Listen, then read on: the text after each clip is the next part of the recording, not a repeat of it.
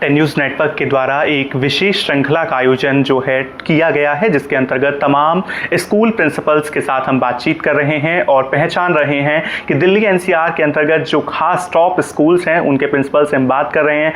क्या कुछ वहाँ की शिक्षा प्रणाली है, किस तरह से वहाँ बच्चों को आने वाले भविष्य के लिए तैयार किया जा रहा है। और इसी क्रम में हमारे साथ इंद्रप्रस्थ ग्लोबल स्कूल की प्रिंसिपल निकिता तोमर मान जी मौजूद हैं। मैम, आपका बहुत बहुत स्वागत है 10 न्यूज़ के अंतर्गत। Thank you. स्कूल की परिभाषा आप क्या देखती हैं और शिक्षा को उसे कैसे जोड़कर देखती हैं?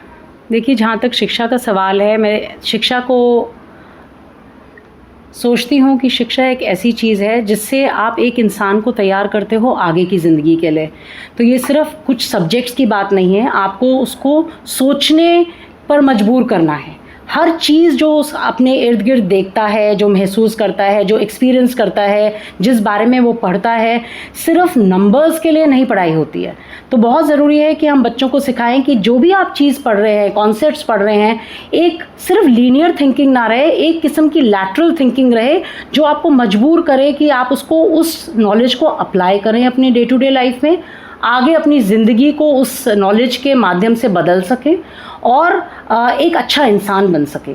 आई थिंक अल्टीमेट एजुकेशन का एम यही होना चाहिए कि आपका character is very important, citizenship values बहुत इंपॉर्टेंट होती हैं, and that you should be made to think as a student. And एक लाइफ लॉन्ग लर्निंग के लिए आपको तैयार रहना चाहिए, क्योंकि लर्निंग सिर्फ स्कूल में नहीं ख़त्म होती। लर्निंग आपकी कॉलेज में, आपकी लाइफ में, आपकी वर्क प्लेस में, आपकी ज़िंदगी में, आपके रिलेशनशिप्स में, आपके हर ये जो एक नुक एंड कॉर्नर है ज़िंदगी का, उसमें लर्निंग आपकी हमेशा रहती है। तो जितने लोगों से आप मिलेंगे, जितने लोगों से आप बात करेंगे, चाहे वो एक बाहर खड़ा वॉचमैन ही क्यों ना हो, वो भी आपको कुछ सिखा देगा ज़िंदगी में। जब आप एंटर करते हैं स्कूल की, वो आपको किस तरीके से विश करता है, वो आपका किस तरीके से ख्याल रखता है, सारी चीज़ें और सारे लोग आपके जो इर्द गिर्द रहते हैं एजुकेशन सिस्टम में एंड लाइफ में आपको कुछ ना कुछ सिखाते हैं। तो आइडिया ये है कि आप एक लाइफ लॉन्ग लर्नर बने एंड सिर्फ अपने मार्क्स के लिए पढ़ाई ना करें कि मुझे ये परसेंटेज लानी है।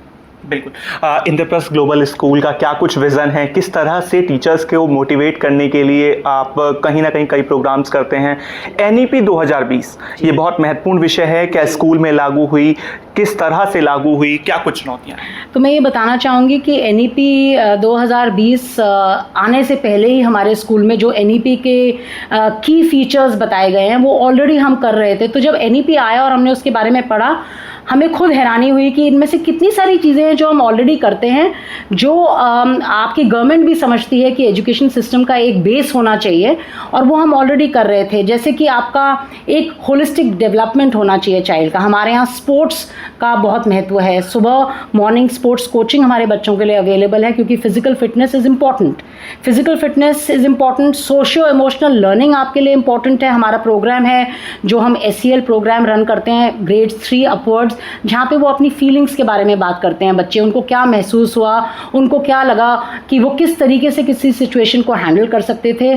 कॉन्फ्लिक्ट रेजोल्यूशन बच्चों में आम तौर पे आप देखेंगे कुछ लड़ाई, कुछ झगड़ा रहेगा, या कुछ एक डिफरेंस ऑफ ओपिनियन रहता है किसी बात में, जो थोड़ा एग्रेशन का रूप ले लेता है बच्चों में। तो अगर ये कुछ होता है तो हमारे पास एक peace table conflict resolution tool की तरीके से है, जहाँ पे दो बच्चे आमने सामने बैठ के थोड़ी देर बाद उनको बिठा के हम उनसे बातचीत कराते हैं, और वो एक दूसरे को बताते हैं कि मैं इस सिचुएशन में क्या अलग कर सकती थी या कर सकता था, और मैंने क्या यह ठीक से हैंडल किया, या मैं इसमें कुछ और कर सकता था जिसकी वजह से ये इस लेवल तक नहीं पहुंचता एग्रेशन।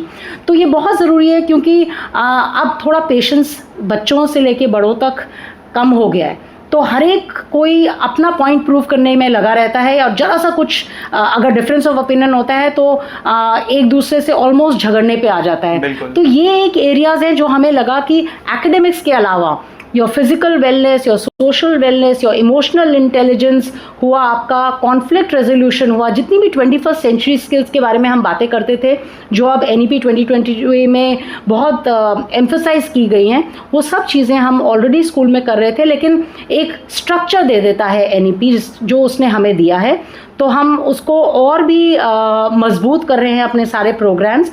और जैसे हमने इस साल इंट्रोड्यूस किया है हमें कहीं लगता है बेस्ट वर्जन ऑफ मी, हर बच्चे को अपना बेस्ट वर्जन बनना चाहिए, हर इंसान को इनफैक्ट। तो हमने हर दिन को एक नया नया नाम दिया है, जैसे माइंडफुल मंडेज है जहाँ पे हम उनको थोड़ा मेडिटेशन या कामिंग एक्टिविटी सिखाते हैं। आपका ट्यूसडे को हम बेस्ट वर्जन ऑफ मी है, कैसे एक दूसरे को ग्रीट करना है, कैसे एक दूसरे की फीलिंग्स को कंसिडर करना है। वर्दी वेडनेसडेज हैं हमारे, जो हम हाउस एक्टिविटीज़ कराते हैं। थिंकिंग थर्सडेज हैं हमारे, जहाँ हम साइंस एक्टिविटीज़ कराते हैं, जो बच्चों को सोचने पे मजबूर कर देता है कि अरे ये रेनबो कलर्स, ये वाइट लाइट से स्पेक्ट्रम से आपके 7 रेनबोज कलर कैसे बने, क्यों बने, ये कलर चेंज क्यों हुआ, ये फ्लावर इस समय क्यों ब्लूम होता है और पूरा साल क्यों नहीं ब्लूम होता। तो बहुत सारी चीज़ें हैं आपके इर्द गिर्द, आपके एनवायरनमेंट में, जो आपको दिखती हैं लेकिन आप सोचते नहीं हैं। अब हम चाहते हैं कि हम उस नॉर्मल एनवायरनमेंट के माध्यम से अपने बच्चों को मजबूर करें कि वो सोचें, क्वेश्चन करें और उनके आंसर्स तक पहुँचें। बिल्कुल, कहीं ना कहीं एनईपी ने एक नया परिदृश्य हम सबके सामने खड़ा किया था। इसके साथ साथ में हम लास्ट क्वेश्चन की तरफ हम आगे बढ़ेंगे।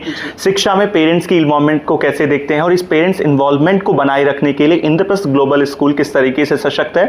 दूसरा सवाल इसी से जोड़ते हुए लूंगा, क्योंकि शिक्षा, स्वस्थ शिक्षा एक स्वस्थ परिसर के अंतर्गत अच्छी लगती है।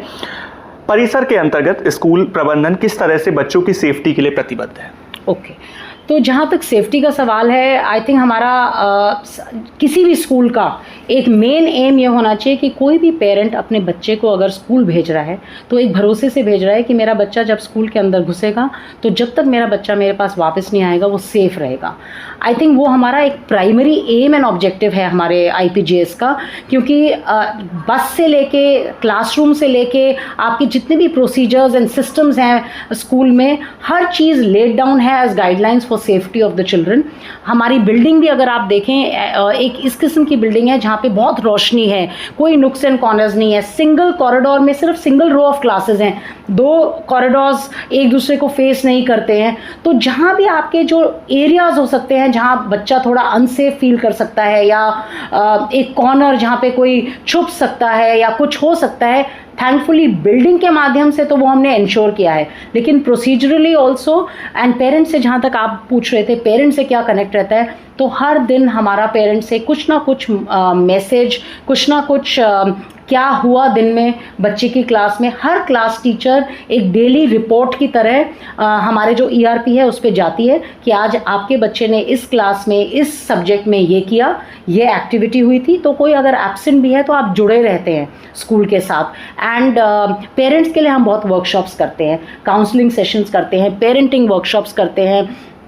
हमारा इनफैक्ट एक चीज़ जो मुझे हमेशा से अच्छी लगती है कि एक चीज़ जिससे हम जुड़े रहते हैं पेरेंट्स से, सुबह सुबह हमारी तरफ से एक गुड मॉर्निंग थॉट पेरेंट्स को रोज़ जाता है, चाहे वो पढ़ें ना पढ़ें, but I am sure click करके पेरेंट्स ज़रूर देखेगा। और अपने बच्चे के स्कूल से अगर आया होता है तो एक थॉट प्रोसेस रहता है। तो इस माध्यम से हम जुड़े रहते हैं पेरेंट्स से। हम वेट नहीं करते हैं कि कुछ एक्टिविटी होगी तभी हम कुछ करेंगे। हमारे सोशल मीडिया हैंडल्स में हम पेरेंट्स को कंटिन्यूसली इन्फॉर्म करते हैं स्कूल के क्या न्यू प्रोग्राम्स रहे, बच्चों ने क्या अचीव किया। कोई भी बच्चे का अगर अचीवमेंट होगा, एक छोटे से छोटा भी पोस्टर या छोटे से छोटा अचीवमेंट भी होगा, वो सारे पेरेंट्स को जाता है। ये नहीं है कि अगर नर्सरी के बच्चे ने कुछ अचीव किया है तो 6th और 7th के पेरेंट को क्या मतलब है, क्यों नहीं। आपके स्कूल के किसी बच्चे ने अचीव किया है, एंड एज अडल्ट्स हम सबको हर एक बच्चे को सेलिब्रेट करना ज़रूरी होता है। तो हम कोशिश ज़रूर करते हैं कि हम डेली बेसिस पे अपने पेरेंट्स से कनेक्टेड रहें। एंड ये कुछ तरीके हैं जो मैंने आपको बताया जिससे हम कनेक्टेड रहते हैं। बहुत खूब। और इंद्रप्रस्थ ग्लोबल स्कूल इन तमाम माध्यमों से शिक्षा को और बेहतर बनाने के लिए और एक प्रभावी शिक्षा जो छात्रों के लिए बहुत ज़्यादा जरूरी है और भविष्य की ओर उन्मुख करने के लिए महत्वपूर्ण मानी जा सकती है। धन्यवाद मैम 10 न्यूज़ से बातचीत करने के लिए। देखते रहिए 10 न्यूज़ नेटवर्क। मैं हूं आपके साथ हिमांशु शर्मा।